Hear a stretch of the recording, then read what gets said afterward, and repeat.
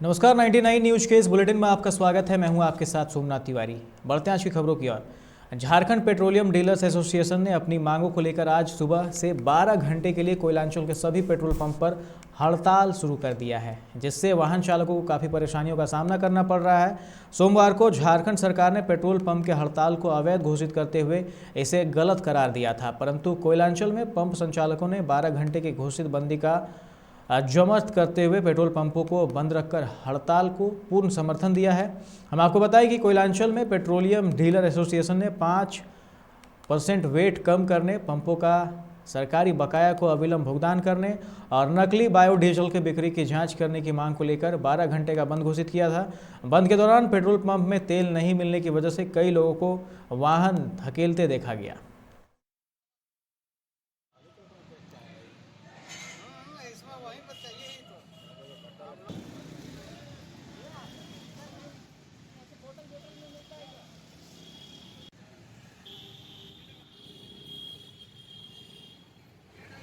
5% VAT कम करने के लिए राज्य सरकार से। कितने देर की हड़ताल है ये 12 घंटे की हड़ताल है।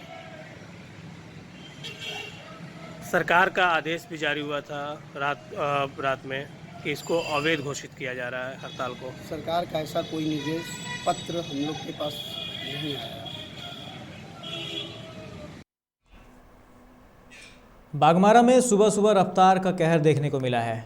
कतरास थाना अंतर्गत मेहताडीह के समीप अज्ञात वाहन की चपेट में आने से एक महिला की मौके पर ही मौत हो गई। मृतका कतरास के अरविंद शर्मा की पत्नी 54 वर्षीय आशा देवी के रूप में उनकी पहचान हुई है। घटना के संबंध में बताया जा रहा है कि महिला सुबह में सड़क के किनारे टहल रही थी, तभी किसी अज्ञात वाहन ने उसे रौंद डाला।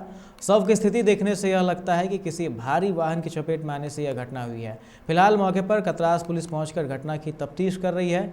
इस हादसे से नाराज परिजनों और स्थानीय लोगों ने सड़क पर बवाल काटा, जिसके बाद जिला प्रशासन ने मृतका के आश्रितों को उचित मुआवजे का आश्वासन दिया, तब जाकर लोग शांत हुए। उसके बाद पुलिस शव को कब्जे में लेकर पोस्टमार्टम के लिए धनबाद भेजा है। साथ ही घटना में संलिप्त वाहन को चिन्हित करने की प्रक्रिया जारी है।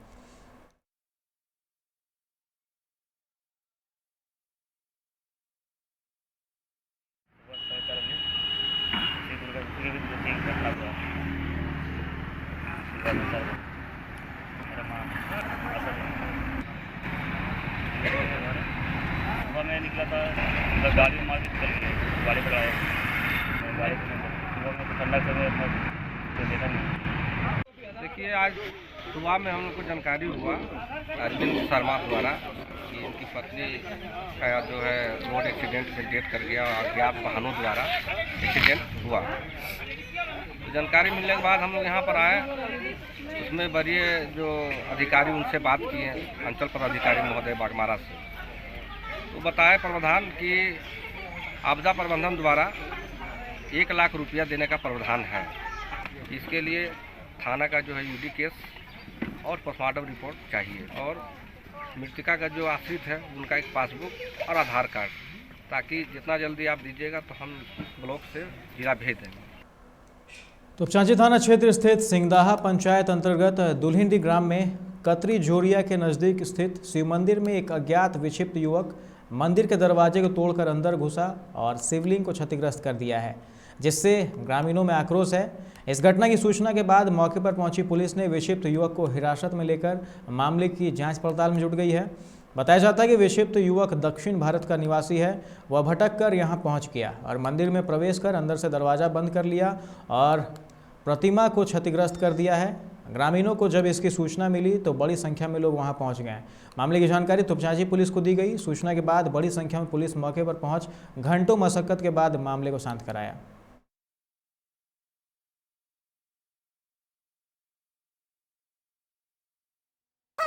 हिंदू का मंदिर बर्बाद कर दिया। पुलिस प्रशासन क्या कर रहा था?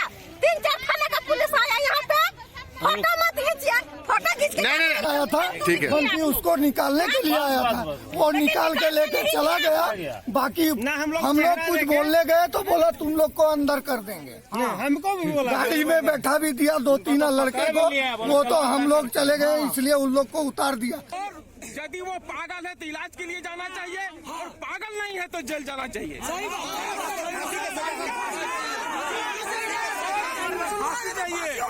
और ये शिवलिंग टूटा है, ये स्थापना होना चाहिए और विधिवत पूजा होना चाहिए। ये हम लोग प्रशासन से मांग करते हैं, यही हम लोग प्रशासन से मांग करते हैं। तीसरी प्रखंड में स्थित कस्तूरबा बालिका विद्यालय की छात्रा श्वेता कुमारी पिछले 3 दिनों से काफ़ी बीमार है। बावजूद इसके वार्डन इस छात्रा को किसी अस्पताल में इलाज नहीं कराया, जिससे छात्रा की स्थिति बिगड़ गई।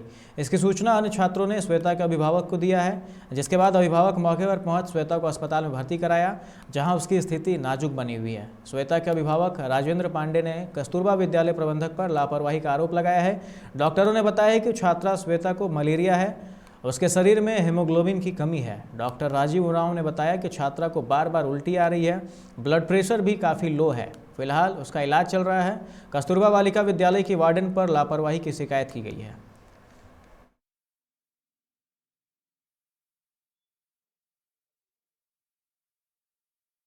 जैसे हमारा यही कहना है कि सरकार विद्यालय में बच्ची को सिर्फ खाना ही के लिए स्कूल खोली है और पढ़ाई के लिए, कि इसके अलावे जो बच्ची यहाँ रहती है स्कूल के माने वार्डन के अंदर में, स्कूल के मेथी के बीच में, तो सरकार, हम जानना चाहते कि सरकार के तरफ से बच्ची को इलाज के लिए कुछ खर्चा देती है, सरकार की नहीं देती। देखिए सर, उसका चीफ कंप्लेंट मैंने पता किया तो बोल रहे कि सर वॉमिटिंग हो रहा है 3 दिन से, ठीक है, और फीवर भी आ रहा है। देखा मैंने उसका फेस देखा, काफ़ी डिहाइड्रेटेड भी दिख रहे थे क्योंकि उल्टी की हुई है 3 दिन से, है ना। मैंने उसका जांच भी कराया है, जांच में आया है कि टाइफाइड भी है, मलेरिया भी है, प्लस इनका ब्लड की भी कमी है। जैसे 8 ग्राम, मतलब 10 से ऊपर ही होना चाहिए, ऑलमोस्ट जाना चाहिए, है ना। 8 ग्राम खून की भी कमी है। तो वही मैंने अभी डिहाइड्रेटेड मेंटेन करने के लिए, प्लस ये कमजोरी मेंटेन करने के लिए मैंने सलाइन लगा दिया है ना। अभी काफ़ी ठीक भी है ना। वॉमिटिंग भी बोल रही है, अभी वॉमिटिंग। अपनी मांगों को लेकर झारखंड डीलर्स एसोसिएशन आज 1 दिन के हड़ताल पर चला गया है। इसके तहत शाम 6 बजे तक राज्य के 1400 पेट्रोल पंपों पर ताला लटका रहेगा। किसी भी पेट्रोल पंप से डीजल, पेट्रोल और सीएनजी गैस की खरीद बिक्री नहीं हो सकेगी। Jharkhand petrol pump dealers association के अध्यक्ष अशोक सिंह ने बताया कि हड़ताल शाम 6 बजे के बाद समाप्त हो जाएगा। इसके बाद पेट्रोल पंप लोगों के लिए खुल जाएंगे। पूर्वी सिंहभूम के चाकुलिया प्रखंड में पुल के नीचे से एक शव बरामद किया गया है। आशंका जताई जा रही है कि वयस्क व्यक्ति की हत्या कर शव को नदी में फेंक दिया गया है। शरीर पर जख्म के निशान हैं। वहीं मरने वाले व्यक्ति की पहचान मिस्री कांटा निवासी दुबराज टूडू के रूप में की गई है। सूचना मिलने के बाद पुलिस मौके पर पहुंचकर शव को नदी से निकालकर जांच में जुट गई है।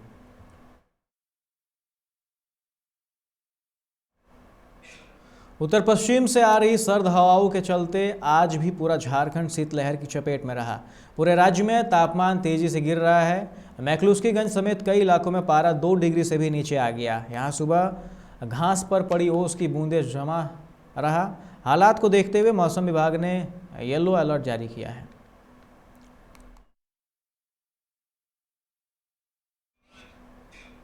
हजारीबाग के कटम कसांडी गांव में एक छात्रा के ठंड लगने से मौत हो गई। इलाके में पिछले 72 घंटों से ज़बरदस्त ठंड पड़ रहा है। बताया जाता है कि कूद निवासी हरिहर सिंह की बेटी कल्पना कुमारी को स्कूल से घर लौटने के दौरान ठंड लग गई थी। तबीयत अधिक खराब होने पर उसे इलाज के लिए कटम कसांडी सामुदायिक स्वास्थ्य केंद्र ले जाया गया। यहाँ लड़की का इलाज चला। 24 घंटे बाद उसकी मौत हो गई।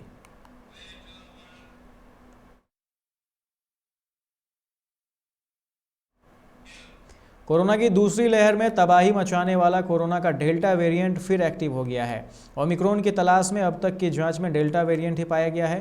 डेल्टा भी हाल के दिनों में तेजी से दायरा बढ़ा रहा है। 24 घंटे में संक्रमण का मामला तो 5 ही आया, लेकिन जो लोग पहले से बीमार हैं उन पर वायरस भारी पड़ा है। ऐसे लोगों को अस्पताल में भर्ती कराने की जरूरत पड़ रही है।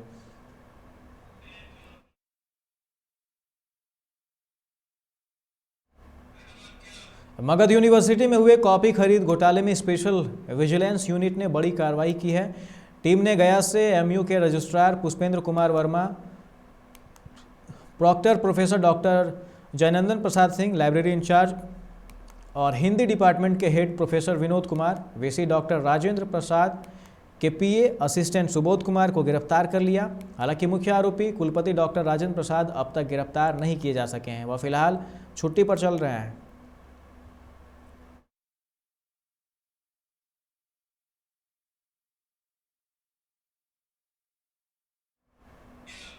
बिहार के पूर्व मुख्यमंत्री और हिंदुस्तानी अवाम मोर्चा के राष्ट्रीय अध्यक्ष जीतन राम मांझी ने बेशक ब्राह्मणों को लेकर दिए बयान पर माफ़ी मांग ली है, मगर यह मामला शांत होता नहीं लग रहा है। उनके खिलाफ बिहार के थानों में केस दर्ज किया गया है। अब इसी मामले को लेकर बीजेपी नेता गजेंद्र झा ने विवादित बयान दिया है। मांझी पर हमला करते हुए झा ने कहा कि जो भी मांझी की जुबान काटेगा वे उसे 11 लाख का इनाम देंगे।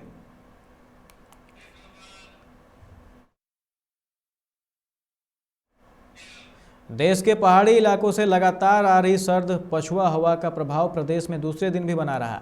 लगातार दूसरे दिन प्रदेश के न्यूनतम तापमान में गिरावट आई, जबकि अधिकतम तापमान आंशिक रूप से चढ़ा रहा। लगातार पारा गिरने से सूबे के 10 से 12 जिलों में शीतलहर जैसी स्थिति बन गई है। हालांकि मौसम विभाग ने अब तक इसकी औपचारिक घोषणा नहीं की।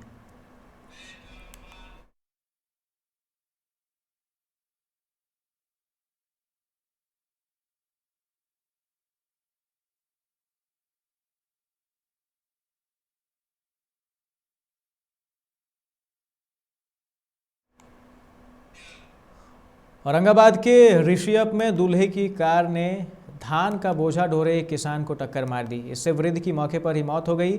हादसे के बाद दूल्हा दुल्हन फरार हो गए। हादसे के बाद इलाके में हड़कंप मच गया। आसपास के लोगों की भीड़ लग गई। आक्रोशित लोगों ने सड़क जाम कर दिया। वे कार चालक की गिरफ्तारी की मांग करने लगे। इस कारण हाईवे करीब 4 घंटे तक जाम रहा। कोलकाता नगर निगम चुनाव में भी सत्तारूढ़ तृणमूल कांग्रेस जबरदस्त जीत हुई है। तृणमूल कांग्रेस 144 वार्डों में से 137 वार्डों में जीत हासिल की है। अधिकतर सीटों के रुझान सामने आ चुके हैं, जिसमें सत्तारूढ़ तृणमूल कांग्रेस एक बार फिर सब पर भारी दिख रही है। इधर मतगणना के बीच तृणमूल कांग्रेस का जश्न भी शुरू हो गया है। कोलकाता के कालीघाट स्थित मुख्यमंत्री व तृणमूल कांग्रेस सुप्रीमो ममता बनर्जी के घर के बाहर अभी से ही बड़ी संख्या में पार्टी कार्यकर्ताओं का जुटान शुरू हो गया है। बता दें कि कोलकाता में 19 दिसंबर को संपन्न हुए नगर निगम चुनाव में लगभग 64% मतदान हुआ था। आज नतीजे आने के साथ ही तय हो जाएगा कि तृणमूल कांग्रेस दोबारा कोलकाता नगर निगम चुनाव में कब्जा करने में कामयाब रहती है या भारतीय जनता पार्टी अपना जनाधार बढ़ाने में सफल होती है। कोलकाता नगर निगम के चुनाव में भी जबरदस्त जीत की तरफ तृणमूल कांग्रेस 144 वार्डों में से 114 वार्डों में वह इस समय आगे है। अधिकतर सीटों के रुझान सामने आ चुके हैं, जिसमें सत्तारूढ़ तृणमूल कांग्रेस एक बार फिर सब पर भारी दिख रही है।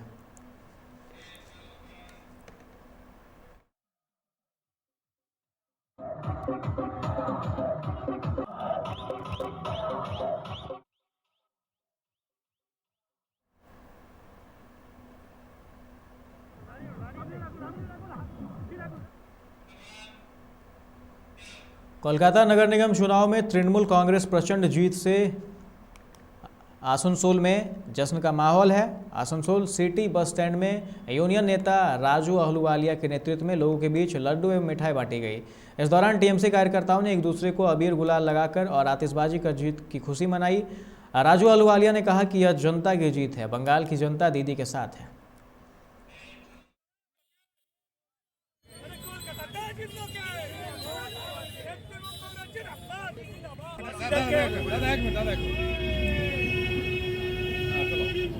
কলকাতা বাসীদেরকে আমরা আইএনটিউসি পক্ষ থেকে আসানসোল শিল্পাঞ্চল থেকে ধন্যবাদ জানাচ্ছি। তারা বিজেপি কংগ্রেস সিপিএম একদম ধুয়ে মুছে সাফ করে দিয়েছেন। পশ্চিমবঙ্গের মাটির তৃণমূলের ঘাঁটি এটা প্রমাণ হয়ে গেছে।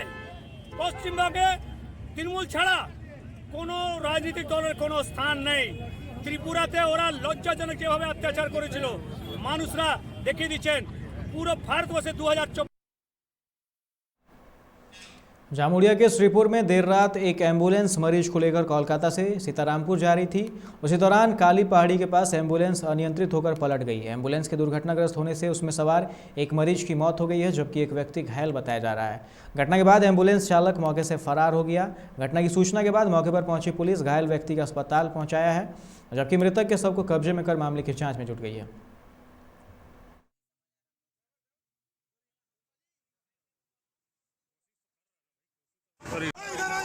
আজকে আমরা গুরুদ্বারাতে ছিলাম, এই গোবিন্দনগর গুরুদ্বারাতে। তো একজন ফোন এলো কি একটা অ্যাম্বুলেন্স পাল্টি হয়ে গেছে। দৌড়ে আমরা এলাম, দেখলাম একটা লোক ভিতরে বসে মানে পড়ে আছে। একদম गुरुद्वारा ऑफिस में थे, हम लोग को फोन आया कि गुरुद्वारा इधर हाईवे के ऊपर में एम्बुलेंस पलटी हो गया। हम लोग दौड़ के वहाँ से आए, देखें यहाँ पुलिस की गाड़ी था मौजूद और एक आदमी अंदर में था, वेंटिलेशन में था, पता नहीं एम्बुलेंस पलटी है उसके अंदर में था। रानीगंज के बाबूपाड़ा कालिया लॉज इलाके में मंगलवार सुबह एक घर की छत पर रखे कंप्यूटर के विभिन्न उपकरणों में अचानक आग लग गई, जिससे इलाके में भगदड़ मच गई। घटना के संबंध में बताया जाता है कि आज सुबह करीब 8:30 बजे अशोक विश्वकर्मा नाम के शख्स ने अपने घर की छत पर रखे कंप्यूटर उपकरण में अचानक से धुआं उठता देखा। आसपास के लोगों ने तुरंत दमकल को खबर दी। सूचना मिलते ही दमकल विभाग की टीम मौके पर पहुंची और आग पर काबू पाने में जुट गई। इलाका काफ़ी संकीर्ण होने से दमकल की गाड़ी मौके पर तो पहुंची, लेकिन दमकल कर्मियों को स्थानीय लोगों की मदद से आग पर काबू पाने में आधे घंटे से अधिक का समय लग गया। इस घटना के संदर्भ में अशोक विश्वकर्मा ने कहा कि उन्हें समझ नहीं आ रहा है कि आग लगी कैसे। उन्होंने बताया कि आग लगने से कई लाख रुपये के कंप्यूटर उपकरण जलकर राख हो गए हैं।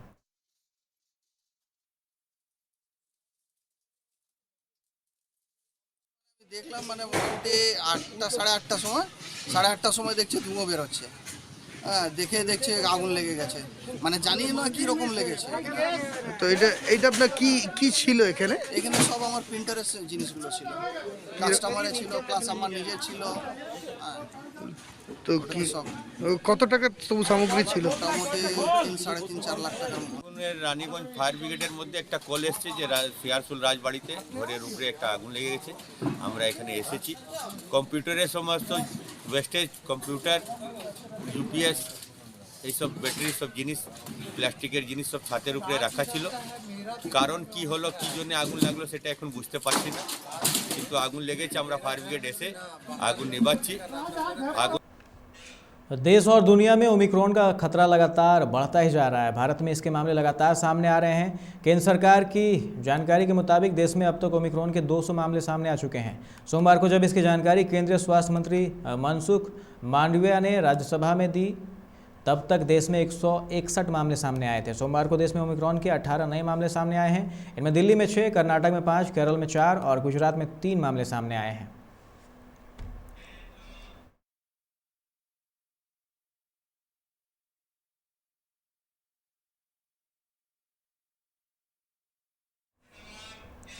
लखीमपुर कांड पर संसद के अंदर और बाहर सियासी संग्राम के फिलहाल थमने के आसार नहीं दिख रहे हैं।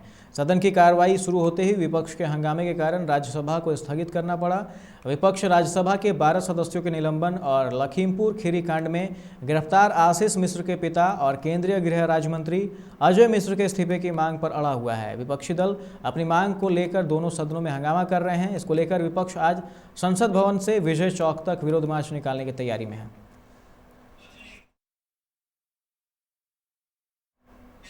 इस बुलेटिन में फिलहाल इतना ही।